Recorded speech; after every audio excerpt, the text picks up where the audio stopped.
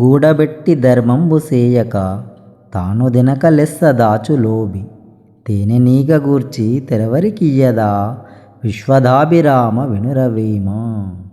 ఈ పద్యం యొక్క వివరణ: అవసరానికి మించిన ధనమును కూడబెట్టి జీవిత సమయాన్ని అంతా దానికోసమే వెచ్చించి దానగుణమును లోపించి ధర్మము చేయకుండా తాను అనుభవించకుండా తరతరాలకు సరిపడా దాచి పిసినారితనముతో తనువు చాలిస్తారు.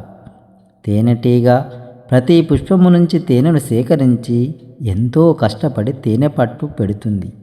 ఆ తేనె అంతా దారిన పోయే వాళ్ళు దోచుకుంటారు. మనకున్నంతలో మనం అనుభవిస్తూ ఇతరుల ఆత్మ ప్రగతికి సహాయపడాలి. ఈ పద్యం యొక్క సారాంశాన్ని అర్థం చేసుకోవాలని వేమన యోగి చెబుతున్నారు.